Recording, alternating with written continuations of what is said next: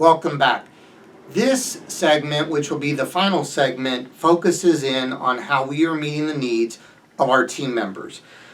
I think each of us daily and probably even daily on the hour, we're constantly watching news outlets locally, nationally, internationally, just to understand where are we with the pandemic. And one thing that is certainly always a topic of discussion is one, the health and safety of our individuals, and second is the financial situation that individuals are going through.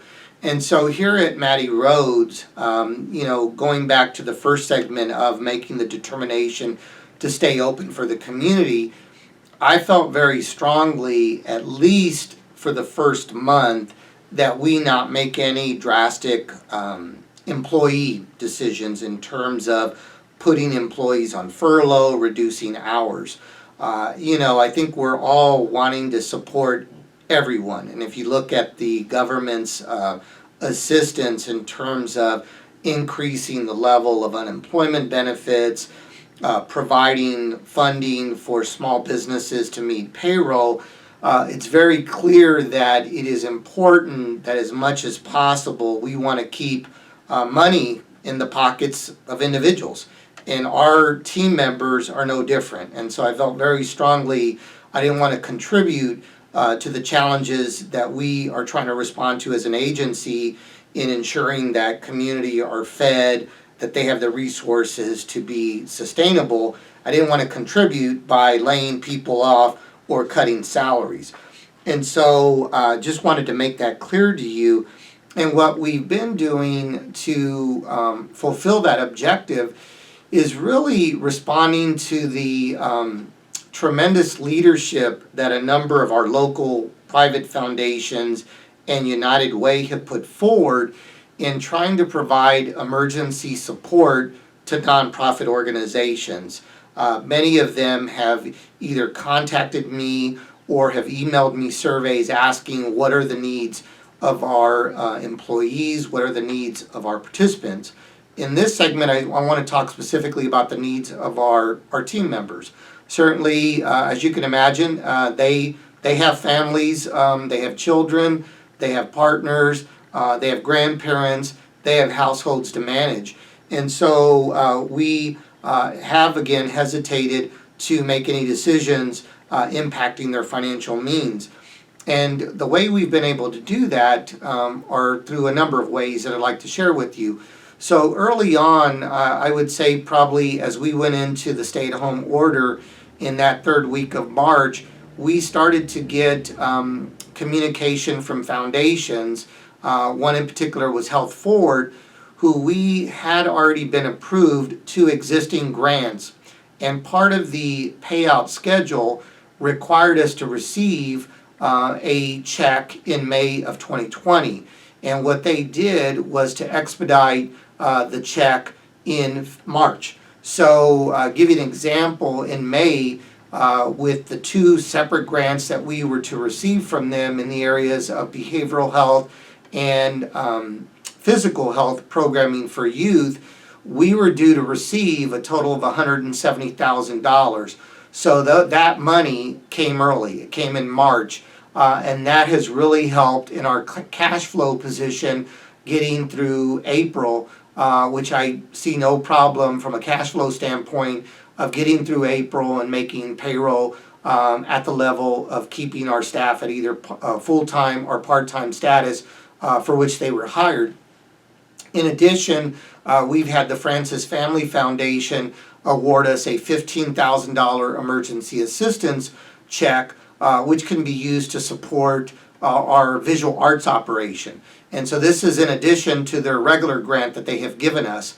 And so both of those have been very beneficial from a cash flow standpoint. In addition, the Jackson County Children's Services Fund, we have an annual grant of about $200,000, and we typically receive a payout at the end of each quarter. So we would have received a payment probably in mid to late April for the first quarter of 2020. They, like the Health Forward, moved up their allocation, and we received their dollars in late March. So that really helped to contribute to a positive cash flow during April and probably take us into May. We have also responded to the COVID-19 Recovery Fund, which is an initiative, a metropolitan-wide initiative that United Way has instigated, where they are trying to raise $10 million, half of it coming through challenge grants from the Hall Family Foundation and the Sutherland Foundation. And the dollars can be used to support operations, program support, and technology to help in responding to the COVID-19 pandemic in terms of telehealth and programming through the internet, as well as financial assistance to our families, such as food. So we did submit what our needs were back in, I think, the final part of March. And at the time, through the information of our CFO, we estimated what shortfalls we would have in payroll, as well as what we needed to make telehealth therapy available. So we put some dollars in there to purchase 3 new laptops, to purchase this app called Doxy.me, and then also some money for food support. That is still pending. Right at the time that we submitted that, I was starting to receive information from some of our grant officers, from the banking sector, from the nonprofit industry about Congress and the CARE stimulus bill. Within that, there was going to be about $349 billion available through the Small Business Administration for small businesses. And they define small businesses as businesses who have 500 or less employees. And my initial question was, well, would a nonprofit organization like Mattie Rhodes be eligible? And I soon found out that yes, we would be eligible as a nonprofit, and certainly we have well below 500 employees. And so there were a few seminars that I participated in through our financial oversight company that we've hired, Bucati.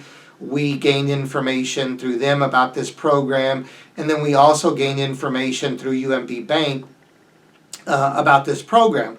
And so the purpose was primarily to award dollars that would be used for payroll to cover a two and a half month period for your employees, with the understanding that we would not let anybody go. And also, if there were any dollars left over, funds could specifically be used for utilities, rental assistance, and mortgage interest payments. So I put together a recommendation after participating in a seminar that Bryan Cave Law Firm and UMB jointly provided, and presented this to the executive committee. This was done probably about a week and a half ago from the taping of this video, and this was soon after Congress had passed this bill. And I made the recommendation that I felt very strongly to maintain our employees, did not want to set anybody back, and recommended that we move forward with requesting an application. And so the executive committee did provide me with that approval, and the first day that the application period opened, we submitted an application, which I believe was on April the 3rd. And so on April the 3rd, we submitted an application, and then the following week, which was Wednesday, April the 8th, we were notified through our bank, because you had to submit a request through a bank, that we were approved. So I'm very pleased to inform you as Board of Directors that we have a Paycheck Protection Program loan that has been issued to us to cover 2.5 months. And we project to use that beginning with our May 7th payroll. Here at Matty Rhodes, we get paid twice a month on the 7th and the 22nd of each month. So the dollars will be used for May, June, and into the first payroll of July. Now, I'm sure most of you are asking, well, this is a loan. Well, that was how it was presented, but we have heard from all the sources that as long as the business can demonstrate that it has used the money for its intended purposes of payroll, the loans will be forgiven by the federal government. So what I have done to ensure that this is a very clean process of accountability is with the approval of the board, I have opened up a new operating account at UMB Bank. And so the dollars will be deposited into that account. Bucati, which handles all of our payroll, and again, who submitted the application with supporting documentation of W-2s, our quarterly tax payments, our annual 990, they will account for all of the dollars spent. So I feel very confident that we will have no problem accounting for the dollars that have been given to us. And today, with the making of this video, I did receive the loan documents from UMB. I have signed them, and it's my understanding from the loan officer, the funds will be deposited into this account within 24 hours. So I'd like to just share with you, in terms of our current cash position minus this Paycheck Protection Program loan, we have sufficient dollars to make our payroll in April, support our expenses in April, and then be in a position on May the 7th, begin to use these dollars from the SBA on payroll. And to assure you, I have started to make phone calls to a number of our large donors who have given $100,000 or more, just to inform them that we have received this SBA loan and would there not be an issue, because for some of these donors, typically we are using their dollars to make payroll. And I'm pleased to say, for the most part, the conversations I've had, they have said, great, that's good to hear that you've got these monies. You're not in jeopardy of our dollars as long as you continue to meet the services required in the grant.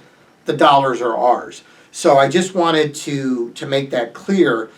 I'm sure that you probably have a number of questions regarding this particular program. I would really encourage you to email me and let me know when we can talk on the phone. I've had the opportunity to talk to a few of you on the phone who have posed some really good questions, and I have done the best that I can in answering those, and in some cases have had to get the answer and circle back. But I just want you to know that I respect each of you tremendously and value your input. So if you have questions, you have comments, please reach out to me. That's why I'm here. I work for you, and that is my responsibility to provide you with the information as much as I have.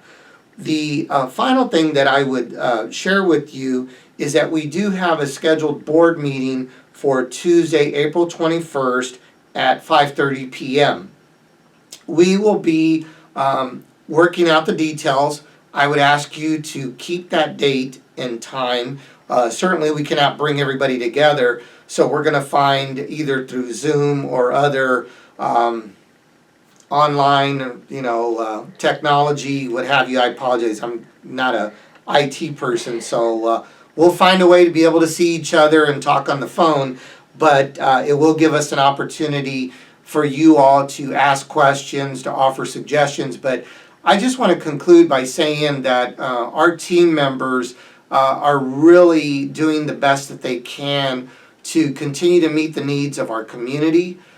We are doing our best as a management team to keep spirits high. Last week we engaged one of our artists, one of our young staff members who is a singer and who has come to the Art Center since being a kid. And she started what will become a weekly, I don't know what you want to call it,